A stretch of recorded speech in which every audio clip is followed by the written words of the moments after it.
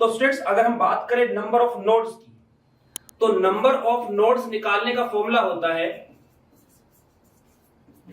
n minus n minus one, जिसमें कि जो आपका n होता है ये होता है प्रिंसिपल क्वांटम नंबर, l जो होता है ये सब्सिडियरी क्वांटम नंबर या कह दो एजीम्यूथल क्वांटम नंबर।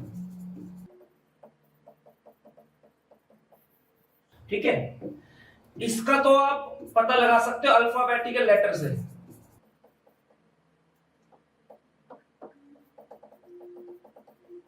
और इसका जो मैथमेटिकल नंबर दिया जाता है, जरा अच्छी तरह समझना तो क्वांटम नंबर वाला एटॉमिक स्ट्रक्चर का लेक्चर देख लेना अगर वो आ चुका है तो। ठीक है, जैसे कि मैं कहूं कि 3p या मैं कहूं 2p या मैं कहूं 2s, इन मुझे नोट्स बताने या नोडल प्लेन जो भी आएगा। ठीक है ना, हालांकि थोड़ा डिफरेंस होता है। देखो ये टॉपिक एटॉमिक स्ट्रक्चर का, तो ढंग से देखने के लिए तो उसको आपको एटॉमिक स्ट्रक्चर में जाना पड़ेगा। इधर देखिए इसमें क्या है, n क्या है, मैथ का नंबर क्या है 3, फॉर्मूला ये n minus l minus, math का नंबर 3 तो 3 लिख दिया। l के लिए क्या वैल्यू होती है, p की 1, s के लिए 0 होता है, l क्या होता है आपका, s के लिए 0, p के लिए 1, d के लिए 2, f के लिए 3। ठीक है, ये वैल्यूज होती है एजीम्यूथल क्वांटम नंबर की अलग अलग सबशेल्स के लिए। तो l के लिए 1, p के लिए 1 आ गया, माइनस 1 कितना आ गया आपका 1 आ गया, तो इसमें क्या होगा एक नोड आएगा, नोडल प्लेन आएगा इसमें। इसमें क्या होगा, n आपका 2 हो गया मैथ का नंबर, p लेटर p के लिए क्या होता है, l की वैल्यू 1 होती है, माइनस 1 क्या आ गया 0, इसमें कोई नहीं आएगा। इसकी बात करें तो n क्या आ गया 2, l क्या है इसमें, s के लिए क्या होता है 0, माइनस 1, n माइनस l क्या आएगा 1 आएगा। तो इस तरह से इसमें क्या आएगा आपका, इसमें एक नोड आएगा। ठीक है, इस तरह से नोड का पता चलता है। अच्छा, अब मैं बात करूंगा डी सबशेल की। थोड़ा सा मैं इसमें एक बात बताता हूं आपको। जैसे S है आपका, ये मान लो न्यूक्लियस है, न्यूक्लियस। मैं 1s की बात करूं अगर, जो हमारा 1s ऑर्बिटल है वो देखने में ऐसा नजर आएगा, इस तरह से, ऐसे, इस तरह से। ठीक है, ये 1s है, क्योंकि 1s लिखूंगा तो नोड कितना आएगा, n माइनस l माइनस 1 कितना आ गया 0। अगर मैं 2s के लिए करता इसी चीज को 2s के लिए करते हैं अगर हम लोग, तो उसमें कितना 1 आ रहा है ना, तो वो एक नोड कैसे दिखाया जाएगा, देखो यहां पे ऐसे कर दिया, उसे थोड़ा सा गैप छोड़ के आप कैसे दिखाएंगे। ठीक है, ये इस तरह से, ये ऐसे होता है। तो ये जो बीच में स्पेस आप देख रहे हो ना, यहां पे खाली जगह, इसी को बोलते हैं हम नोड। ठीक, 3s के लिए करोगे तो ऐसा कितनी जगह निकालनी पड़ेगी, एक तो ये और एक इसके बाद फिर खाली होगी, फिर आपके इलेक्ट्रॉन डेंसिटी आएगी। ठीक है, अब मैं बात करता हूं 2p की। 2p में क्या आएगा, देखो 1p होता ही नहीं, 2p की बात कर रहा हूं। 2p में क्या है, मान लो ये न्यूक्लियस आपका, यहां पे इलेक्ट्रॉन डेंसिटी आ गई। ठीक है ना, इलेक्ट्रॉन क्लाउड आ गया आपका इस तरह से।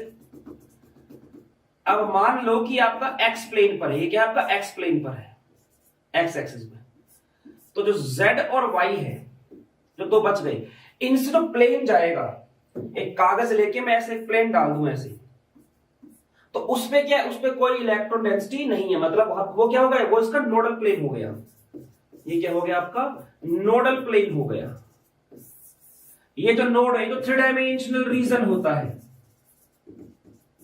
ठीक है, चारों तरफ गेंद के 3 डायमेंशनल, जैसे मान लो गेंद है, गेंद के एक छोटी गेंद है, तो छोटी गेंद और जो बड़ी वाली गेंद है उनके बीच में जो खाली जगह है वो एक तरह से नोड, तो हर डायरेक्शन में है ना वो, तो क्योंकि ये एक पेपर मान लो, पेपर क्या होगा, लंबाई चौड़ाई दो चीजें होती है, 2 डायमेंशनल होता है, तो ऐसे पेपर डाल दिया, उसके इस तरफ इलेक्ट्रॉन डेंसिटी है, इस तरफ इलेक्ट्रॉन डेंसिटी है। ठीक है, अब पेपर में देखो क्या क्या चीज आएगी, मेरी बात को समझना आप। इसको जो मान के चलो, आपके पास x y z 3 एक्सिस है, जैसे मान लो ये आपकी x एक्सिस है, ये आपकी z एक्सिस है जो ऊपर है, और ये y एक्सिस है।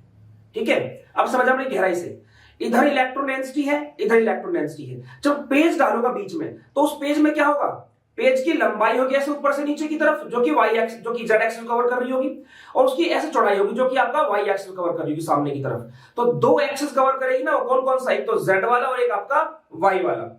ठीक है, ये दो एक्सिस में कवर होंगे। आई बात समझ में? तो ये आपका, तो अगर एक्स एक्सिस पर इलेक्ट्रॉन डेंसिटी है तो नोडल प्लेन कहां से जाएगा आपका, वो जाएगा आपका जेड वाई और जेड प्लेन से। अगर ये आपका मैं कहूं वाई जेड एक्सिस पे मैं इलेक्ट्रॉन डेंसिटी दिखाऊं कि भाई आपका जेड एक्सिस जो है वो है, मतलब 2pz जो है उसके लिए बना रहा हूं मैं ये आपका न्यूक्लियस आ गया। तो क्योंकि अब जेड एक्सिस पर इलेक्ट्रॉन डेंसिटी है ना, तो एक्स और वाई, ये एक्स और ये वाई, भाई इसके ऊपर इलेक्ट्रॉन डेंसिटी है, नीचे इलेक्ट्रॉन डेंसिटी। जब प्लेन लेके जाऊंगा ऐसे, तो प्लेन में क्या होगा, एक तो ऐसे एक्स एक्सिस कवर हो रही होगी, और सामने की तरफ जो ऐसे वाई गई हुई है वो भी तो ऐसे आएगा प्लेन। तो कौन कौन से प्लेन से कौन कौन से एक्सिस से गुजरेगा मेरा प्लेन, वाई एक्स और वाई एक्सिस से। तो प्लेन कहां होगा, एक्स वाई पे। ठीक है, मतलब जिस एक्सिस पर आपका इलेक्ट्रॉन डेंसिटी होती है उनको छोड़ जो बाकी दो एक्सिस बचती है वहां से प्लेन गुजरता है। ठीक, अगर मैं डी की बात करूं, अब हम बात करते हैं डी सबशेल की। डी में क्या होता है, जैसे मैं कहूं कि 3D में आपको निकालने हैं ये, तो n क्या आ गया 3, l क्या आ गया 2, और -1 कितना आ गया 0, n माइनस l माइनस 1 कितना आ गया 0। तो इसमें कोई भी किसी तरह का लोड वगैरह नहीं होगा। अगर इसकी बात करें शेप्स की, तो डी ऑर्बिटल की शेप क्या होती है, देखिए डी ऑर्बिटल्स, इसकी शेप होती है डबल डंबल।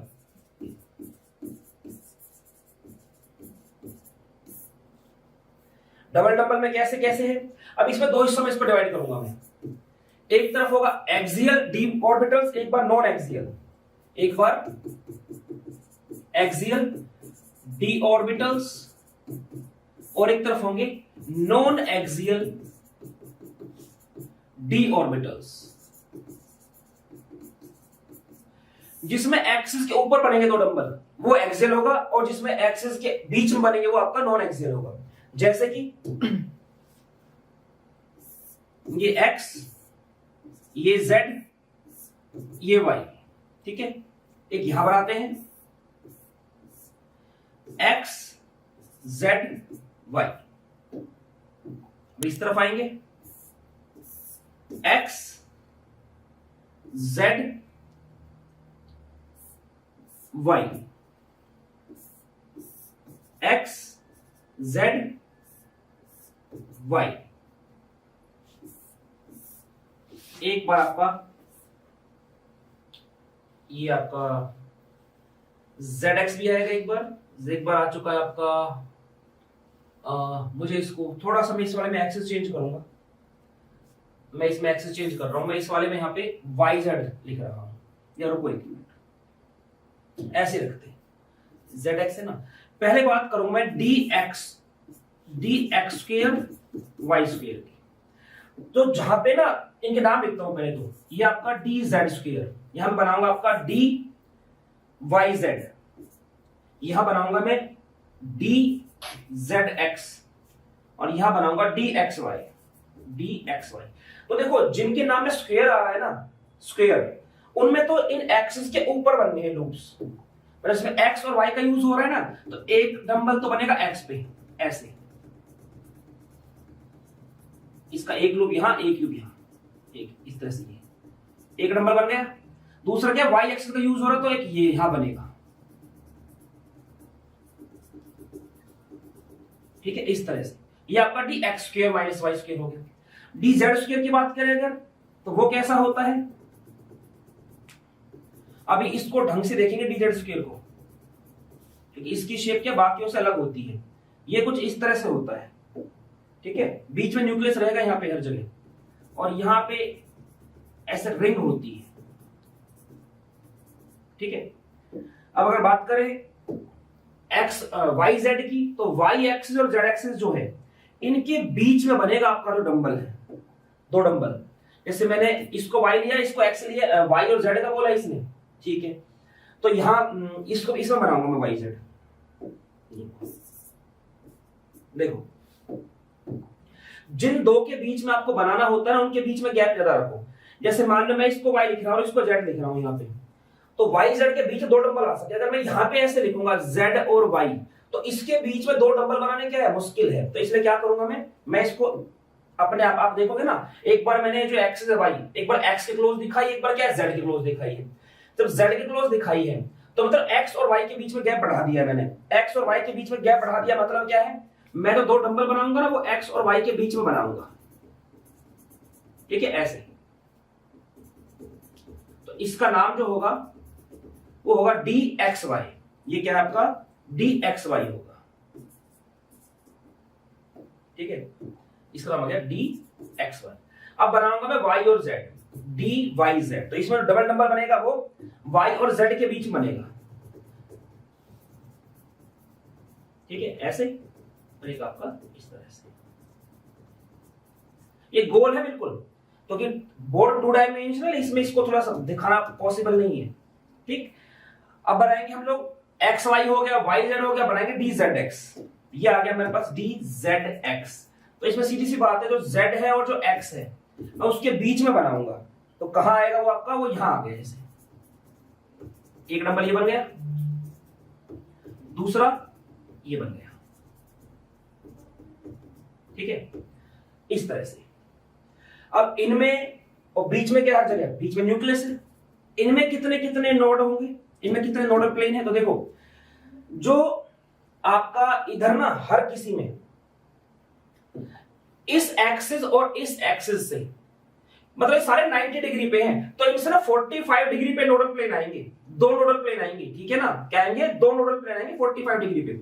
जैसे एक तो मैं दिखा दूंगा इस तरह से, इसके लिए दोबारा बनाऊंगा एक बार, ताकि मतलब क्लियर मैं आपको चीजें समझा सकूं। अभी फिलहाल पे इधर ध्यान रखना, जो एक्सिस के ऊपर है वो एक्सियल कहलाते हैं, जो एक्सिस के ऊपर नहीं है वो क्या है आपके नॉन एक्सियल कहलाते हैं। नॉन एक्सियल 3 होते हैं, एक्सियल आपके 2 होते हैं, ठीक है। पहचानने का तरीका क्या है, जो नाम लिखा है अगर स्क्वायर आ रहा है तो एक्सिस के ऊपर बनाना है, जिस भी एक्सिस का नाम लिखा है उसी के ऊपर बनाना है, और स्क्वायर नहीं आ रहा है तो जो दो एक्सिस बताए गए उनके बीच में आपको डबल डबल बनाना है। इसका आप स्क्रीनशॉट ले लीजिए एक बार। फ्रेंड्स, हमारे पास जो dz² है वो इस तरह से है, ये हमारे पास dx² माइनस y² है, जो x एक्सिस पर और y एक्सिस पर इसके लूप्स बने हुए हैं। इसको यहां से देख रहे हैं तो ये दो लूप छिप रहे हैं, अगर इसको ऊपर से देखेंगे तो ऐसा नजर आएगा, अगर इसको ऊपर से देखेंगे यहां से z एक्सिस पे ऐसा नजर आएगा, x पे फैला हुआ और y पे फैला हुआ, z क्या ऊंचाई की तरफ है। तो इसमें क्या होते हैं, इसमें दो नोडल प्लेन होते हैं। देखो ये एक दूसरे से क्या होते हैं, 90 डिग्री पे है ये दोनों, ये तो ऐसे नजर आ रहे हैं ना, ये है कि एक दूसरे से ऐसे 90 डिग्री पे, तो दोनों एक्सिस क्या है, ये 90 डिग्री पे, z पे क्या होते हैं इनसे 90 डिग्री पर, ये इस तरह से होते हैं। ये x एक्सिस, ये हमारे पास z एक्सिस, और जो आपकी तरफ गया हुआ है वो है y एक्सिस, इस तरह से। तो तीनों ही 90 डिग्री के एंगल पे होते हैं, हर तरफ से 90 डिग्री। तो इन्हीं के ऊपर अगर लूप बना हुआ है तो उनके बीच में क्या है, 90 डिग्री एंगल है, तो वहां पे नोडल प्लेन कहां से जाएगा, ये 90 है ना, जैसे मैं बात करूं x और y की बात की मैंने, ये बात की है, यहां पे इस पे और इस पे लूप है और दो लूप इस पे है, तो नोडल प्लेन कहां जाएगा, इन दोनों के बीच में 45 डिग्री एंगल है, यहां से एक नोडल प्लेन जाएगा, ठीक है, और एक यहां से, दो जाएंगे, दो नोडल प्लेन जाएंगे इससे 45 डिग्री पे, और ऐसा इन सभी में होगा, ऐसा इन सब में होगा, यहां से नोडल प्लेन जाएंगे 45 डिग्री पे, एक यहां से जाएगा और एक आपका ऐसे जाएगा, ठीक है, और ये एंगल कितना होगा, ये एंगल होगा आपका 45 डिग्री, ठीक है।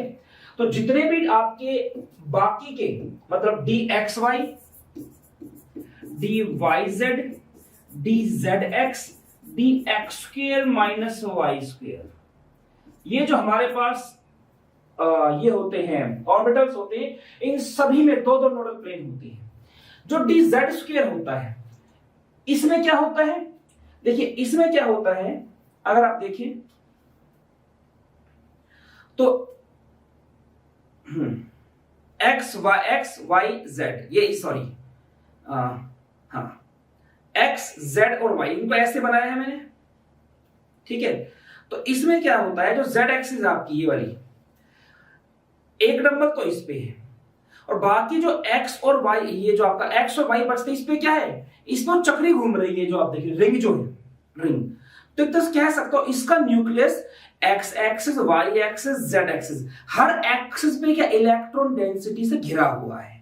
ठीक है, तो अब इसमें क्या बनता है, इसमें बनता है इस तरह का कोण,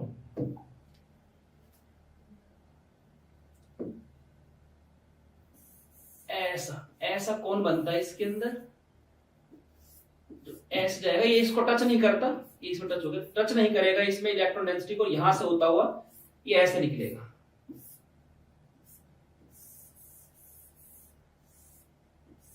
कॉनिकल नोड होता है इस तरह से इसके अंदर। ठीक है, और इसमें से इतना न्यूक्लियर चार्ज बाहर नहीं निकल सकता इस तरह की बाकियों में से निकल रहा है। ठीक है, अब यहां पर एक बात और है, ये जो रिंग बनती, चक्री बनती कैसे है, अब जरा हम इसकी बात करेंगे। देखिए होता क्या है, हम ऐसे बोल देते हैं कि जैसे अगर मैं इसकी जैसे हमारे पास क्या है इसमें, जैसे मान लो x square minus y square की ही बात करूं, मैं x square minus y square की बात करूं, तो वो कहता है एक्स और वाई पर ना डंबल होंगे, एक्स और वाई पर।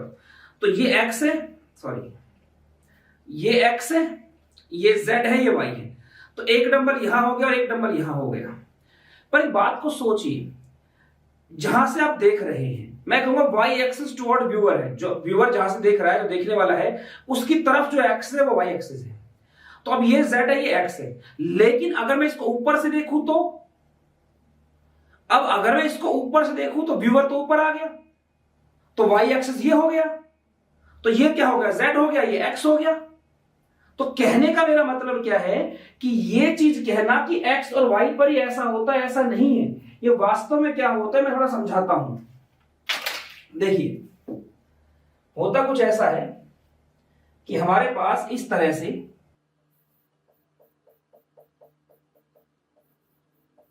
ये मैं मान लिया जो बना रहा हूं, ये z एक्सिस है,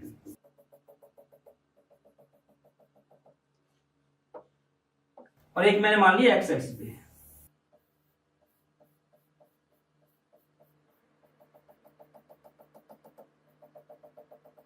ठीक है, तो ये हमारे पास z एक्सिस, ये x एक्सिस, y वाला जो सामने की तरफ हो क्या खाली उस पे नहीं है ये। अब मैं दूसरा क्या लेके चलता हूं, दूसरा कुछ इस तरह से है,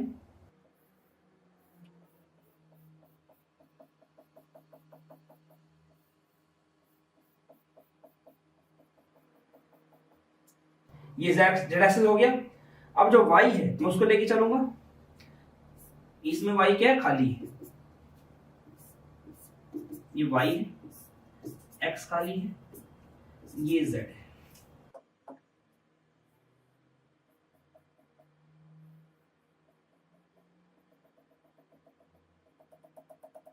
तो है क्या ये है d z square minus y square, ये है d z square minus x square, sorry ये वाई स्क्वायर, ये वाई स्क्वायर है। अब जब ये दोनों आपस में मिलते हैं, इन दोनों को ना हम एक दूसरे में मिला देते हैं, तो होता क्या है, z पर यहां पे दो लूप है और यहां भी दो लूप है, तो जब ये आपस में मिलेंगे तो z एक्सिस पर इलेक्ट्रॉन डेंसिटी बढ़ जाएगी, z एक्सिस पर इलेक्ट्रॉन डेंसिटी बढ़ जाएगी।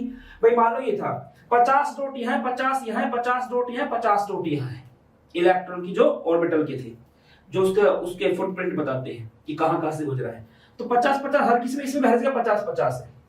लेकिन जब इन दोनों को मिलाऊंगा, मर्ज होंगे ये दोनों, तो z के इसके 50-50 और इसके 50-50, ये जब आपस में मिलेंगे तो 100 हो जाएंगे एक ही जगह पे, 100 होगा इधर, 100 यहां, 100 यहां। और जो एक्स वाई का रिंग देखते हो ना, जिसकी डेंसिटी कम होती है, ये क्या होता है, अब इस पे 50 है एक्स एक्सिस पर, इसके वाई एक्सिस पे 50 है। आप समझ गए मेरी बात को? ये जो जेड एक्सिस बना है ना आपका, जो ये वाला बना है, ये जेड वाला, ये आपका दो लूप के कंबाइन होने से बना है, 2 लूप्स। और ये भी क्या है, ये भी 2 लूप्स के कंबाइन होने से बना है। और ये बने हैं, ये आपका ये एक लूप है, ये एक लूप है, ये एक लूप है, ये एक लूप है। ठीक है, तो इसलिए ये कितने 2 लूप्स से, और यहां पे एक एक लूप भी है। तो यहां से क्या पता चलता है, जो इलेक्ट्रॉन डेंसिटी है वो z एक्सिस पे क्या है, हाई है। यहां पे क्या है, हाई इलेक्ट्रॉन डेंसिटी है, और x और y पे क्या है, कंपेरेटिवली लो इलेक्ट्रॉन डेंसिटी है। बाकी जितने भी ऐसे बनते हैं वो इस तरह से बनते हैं, उनमें क्या 50 नोट यहां, 50 यहां, 50 यहां, 50 है, हर जगह ऐसे 50 50 50 50। मैं खड़ी समझाने के 50 बोल रहा हूं, ऐसा मत मानना 50 है, करोड़ों अरबों में होती संख्या तो, पर इसके दोनों लूप्स में कितना है, 100। तो क्योंकि इसमें इलेक्ट्रॉन डेंसिटी ज्यादा है इसलिए, और जहां पे इलेक्ट्रॉन डेंसिटी ज्यादा होती है उसी केमिकल बॉन्ड बनाने के चांसेस क्या होते हैं, ज्यादा होते हैं। तो इसलिए कौन कौन सी ऐसी ज्योमेट्रीज होती है जहां पर z स्क्वायर पहले आता है बॉन्ड बनाने के लिए, कौन कौन सी x square minus y square आता है, ये जो आप कोऑर्डिनेशन केमिस्ट्री पढ़ते हैं उसमें बहुत ज्यादा यूज है इसका। उसी में नहीं, जब आप आगे हाइब्रिडाइजेशन पढ़ेंगे, VSCPR पढ़ेंगे, तो इसको समझाए बिना मैं इसकी बात ही नहीं कर सकता हूं, ठीक है। तो इसलिए यहां पर इसको मुझे एक्सप्लेन करना पड़ रहा है। तो एक तरह से मैं कह सकता हूं, जो इसका हम बोलते हैं 5 ऑर्बिटल होते हैं, उनमें से एक ऑर्बिटल ऐसा होता है जो दो के कंबाइन होने से बन रहा होता है, दो के कंबाइन होने से बन रहा होता है, ठीक है। तो अब यहां पर एक चीज और जो मैं ये बनाई हुई क्या है, ये जो बता रहा था p ऑर्बिटल है, ठीक है। अब ये p ऑर्बिटल, तो जब इसमें प्लेन डालूंगा तो समझना जरा इस चीज को, कुछ ऐसा बनेगा ना, प्लेन कुछ ऐसा बनेगा। मान लो कागज का टुकड़ा है, कागज का टुकड़ा ऐसा जाएगा ना इसमें से, यूं गुजारूंगा उसमें से, तो क्या आ रहा है इसके अंदर, एक तो x एक्सिस आ रही है और एक क्या आ रही है आपकी y एक्सिस आ रही है, इन दो पे तो फैला हुआ ये प्लेन। तो z पर इलेक्ट्रॉन डेंसिटी तो प्लेन कहां आएगा, xy पे आएगा, समझे। तो जिस एक्सिस पर इलेक्ट्रॉन डेंसिटी होती है उसके अलावा जो दो एक्सिस बचती है ना p ऑर्बिटल में, उन दोनों से प्लेन गुजरता है, इसको नोडल प्लेन बोलते हैं। और ये आपका नोड हो गया, ये नोड है, ये खाली रीजन जो है। जब आप इसको ऐसे बनाते हैं ना एटॉमिक स्ट्रक्चर में, अगर आपने देखा हो तो यहाँ पे न्यूक्लियस है, तो न्यूक्लियस से जैसे जैसे आप आगे जाते जाएंगे, ये जो इलेक्ट्रॉन डेंसिटी है, इलेक्ट्रॉन के पाए जाने की पॉसिबिलिटी धीरे धीरे नीचे कम होती जाएगी, और यहाँ पे क्या आ जाता है, नोड आ जाता है। उसके बाद ये फिर से आपकी आगे जाती है, ठीक है। इसी तरह से अगर बात करूं मैं 3p की, 3p में कितना होगा, n minus l minus 1, number of node निकालने का फॉर्मूला क्या है, n माइनस l माइनस 1, तो 3 माइनस 1 माइनस 1, p के लिए एजीमुथल क्वांटम नंबर कितना होता है, 1, तो कितना आ गया, सोल्व करके 1 आ गया, तो ऐसा बनेगा, ठीक है। और जब आप उसके लिए ग्राफ प्लॉट करेंगे तो देखिए उसमें क्या होगा, ये जो हिस्सा जो आपका नोड, ये आपका नोड वाला हिस्सा आ रहा है, ये इस तरह से दिखाया जाएगा कि यहाँ पे क्या होगा, ये इलेक्ट्रॉन डेंसिटी क्या होगी, इसकी 0 हो जाएगी ऑलमोस्ट, ठीक है। तो इस तरह से है। और इनमें क्या होता है, जैसे एक टर्म होती है जिरेड और अनजिरेड। जिरेड में होता है ऐसा ऑर्बिटल जिसमें सेंटर ऑफ सिमेट्री है, उसे बोलते हैं जिरेड, और जब सेंटर ऑफ सिमेट्री ना उसे बोलते हैं अनजिरेड। जैसे कि s ऑर्बिटल जो होता है और एक p है, p में क्या है, एक लूप में दिखाऊंगा मैं पॉजिटिव और एक में दिखाऊंगा नेगेटिव, वेव फंक्शन है भाई, इलेक्ट्रॉन वेव नेचर रखता है तो उसका वेव फंक्शन भी होगा, ठीक है। तो एक को दिखाया गया पॉजिटिव और एक को दिखाया गया नेगेटिव। इसमें बात करें, जैसे ये है आपका, ये सेम लगा के चलो, ऊपर से देख के कैसे बनाई, ये पॉजिटिव, ये नेगेटिव, ये नेगेटिव वेव, ये चार्जेस नहीं है, ये वेव फंक्शन है इनके, ठीक है ना। अब इसमें कहता है कि देखो, अगर मैं यहां पे एक सेंटर मान लूं तो इससे इस तरफ जाने पर पॉजिटिव और इस तरफ जाने पे क्या है, नेगेटिव है। वेव फंक्शन जो पॉजिटिव नेगेटिव, वेव फंक्शन मतलब और कुछ नहीं है, जो मैंने ऐसे करके दिखाया था ना आप लोगों को, देखो ये आपका जैसे इसको स्टार्ट करते हो आप ग्राफ को ओरिजिन से, अगर ये ऊपर की तरफ जाता, क्रस्ट दिखाता है इस तरह से, तो बोलेंगे भाई इसका वेव फंक्शन क्या आएगा, पॉजिटिव वाला दिखा दो। और अगर स्टार्ट होने के जस्ट बाद नीचे से स्टार्ट होता है ट्रफ से, तो फिर उसके क्या दिखा देते हैं हम, नेगेटिव वाला दिखा देते हैं, ठीक है ना। और इसके अंदर कुछ खास इतना टेंशन की जरूरत नहीं है। तो इसमें क्या है, ऊपर पॉजिटिव इसमें नेगेटिव, तो इसमें क्या है, सेंटर ऑफ सिमेट्री नहीं है वेव फंक्शन की, ठीक है ना, सेंटर ऑफ सिमेट्री नहीं है। तो मैं बोलूंगा ये कैसा है, p ऑर्बिटल होता है आपका अनजिरेड, ठीक है। जो d होता है पॉजिटिव पॉजिटिव, नेगेटिव नेगेटिव, तो इसमें क्या, इसमें सेंटर ऑफ सिमेट्री आ गई, यहां भी नेगेटिव, यहां नेगेटिव, यहां पॉजिटिव, यहां पॉजिटिव, तो इसे मैं क्या बोलूंगा, ये होता है आपका जिरेड ऑर्बिटल होता है। इसकी बात करें, इसमें यहां पॉजिटिव है और नेगेटिव क्या है, ये वाला इधर फैला हुआ, तो इसमें भी क्या है, सेंटर ऑफ सिमेट्री है, इधर जाओ पॉजिटिव, इधर जाओ पॉजिटिव, इधर जाओ नेगेटिव, इधर जाओ नेगेटिव, तो इसमें भी क्या आपका जिरेड है, सेंटर ऑफ सिमेट्री है। जो s होता है, s में क्या होता है, s को आप ऐसे लेके चलते हैं, जब मान लो s बनाना है,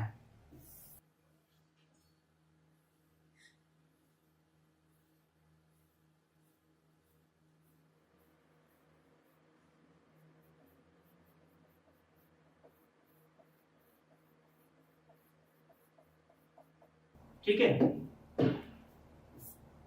z एक्सिस, x एक्सिस या आगे तरफ y एक्सिस। इसमें क्या होता है, इसमें या तो आप लेके चलेंगे माइनस या लेके चलेंगे प्लस, वो किस बात पर डिपेंड करेगा, स्टार्टिंग कैसे हुई है उसकी, ठीक। तो इस तरह से ये भी क्या होता है, जीरेड होता है। तो आपके जीरेड वाले कौन से हैं, s और d, ये जीरेड होते हैं। जीरेड मतलब और कुछ नहीं, बस इसमें सेंटर ऑफ सिमेट्री होता है, सॉरी ये अनजीरेड, हाँ ये जीरेड होते हैं, और जो p होता है वो कैसा होता है आपका, वो आपका अनजीरेड होता है, ठीक है। इतना आपको आया समझ में, ठीक है। अब चलते हैं इससे आगे की तरफ, देखिए स्क्रीनशॉट ले लीजिए। देखिए स्टूडेंट, जो dz² है वो इनके मिलने से बना है, तो ये जो ऑर्बिटल है ये मिक्स्ड d ऑर्बिटल है, जबकि ये जो थे आपके बाकी के जो चारों होते हैं क्या होते हैं, प्योर d ऑर्बिटल्स होते हैं। ये क्या होते हैं आपके प्योर d ऑर्बिटल्स।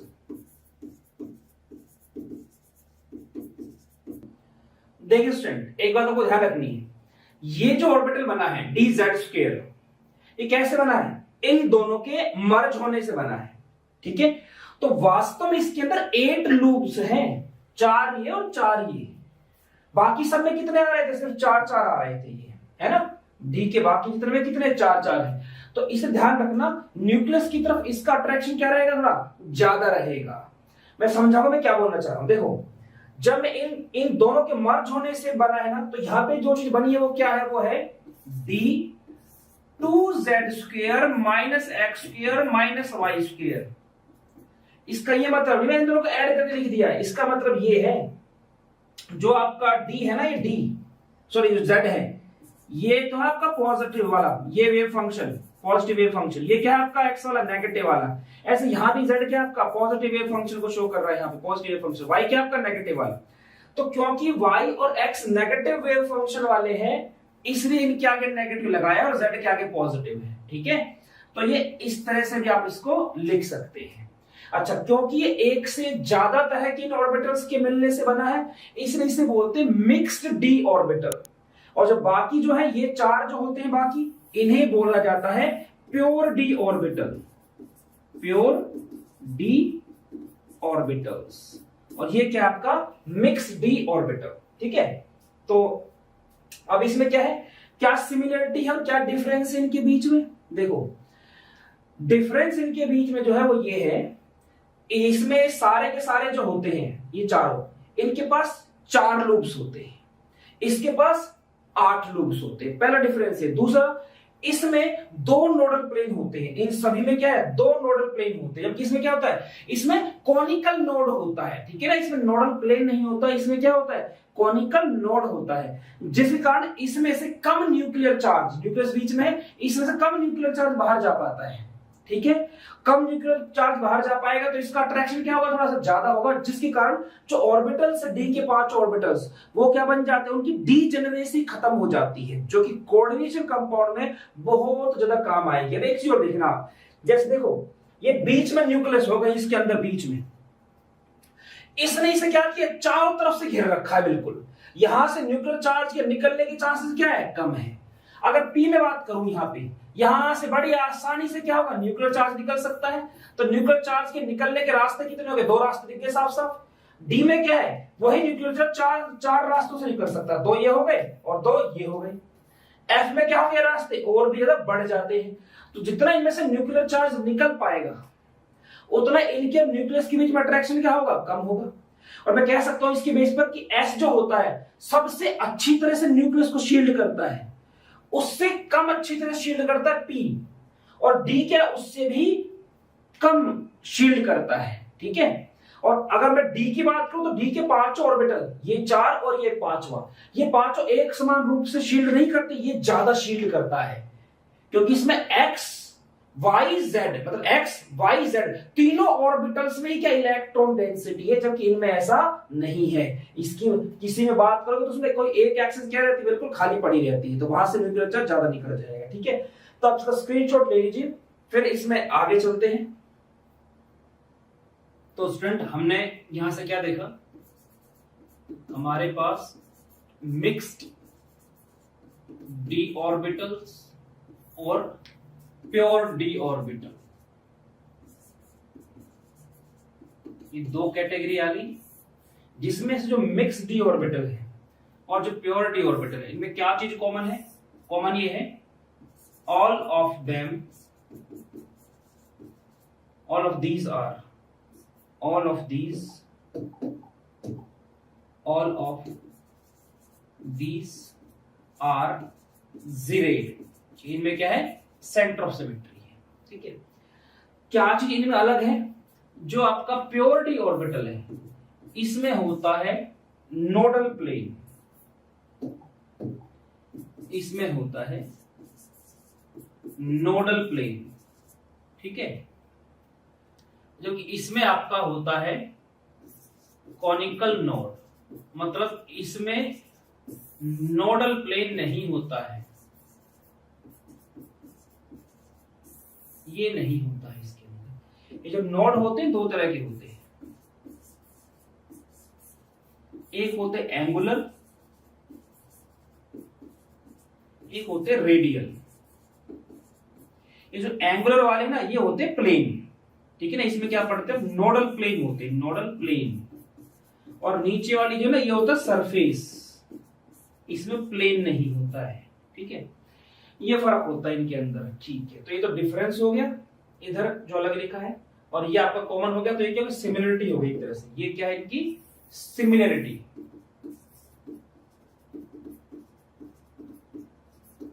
और ये जो आप देख रहे हैं ये क्या है इनके डिफरेंसेस,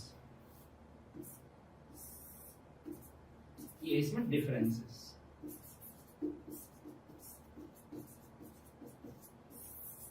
दूसरी चीज एक होता है डिफरेंशियल शील्डिंग इफेक्ट।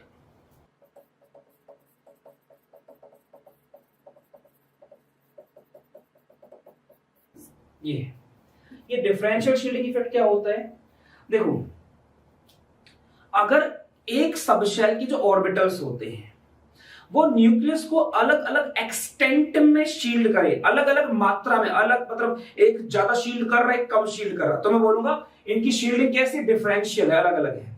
और अगर एक सबशेल के सभी ऑर्बिटल्स एक समान रूप से ही उसको शील्ड कर रहे हैं, तो मैं क्या बोलूंगा, ये यहां पर डिफरेंशियल शील्डिंग इफेक्ट शो नहीं कर रहे हैं। तो जैसे पी ऑर्बिटल होते हैं आपके px py pz, वो सारे के सारे बिल्कुल एक जैसे हैं, सबकी शेप में क्या, सबकी शेप ऐसी बनती है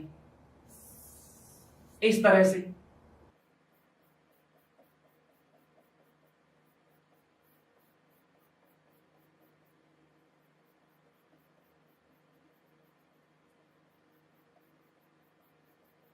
ये है, मैंने px बना दिया है यहाँ पे, तो सबकी शेप इसी तरह की, y वाले की y पे आ जाएगी, z वाले की z पे आ जाएगी। तो ये सारे क्या होते हैं, ये एक समान रूप से शील्ड करते हैं न्यूक्लियस को, तो इनमें डिफरेंशियल शील्डिंग नहीं होती है।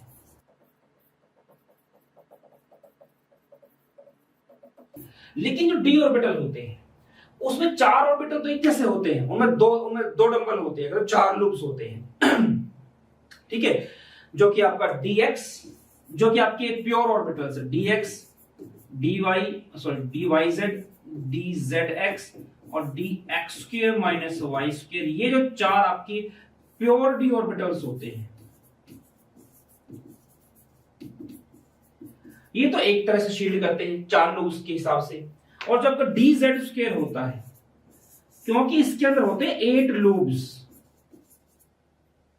ठीक है, जिनमें से दो जिसमें डी जेड स्क्वायर कंबाइन हुए थे, जिसमें G D Z square combine हुए, तो वो क्या हो जाएंगे, वो लूप थोड़े बड़े होंगे, वाले क्या होंगे, थोड़े बड़े होंगे।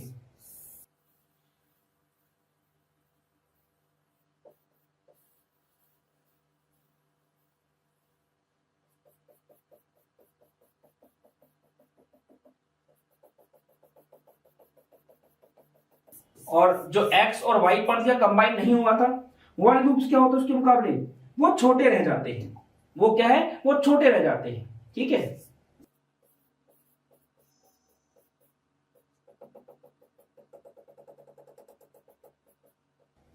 ठीक है, इस तरह से।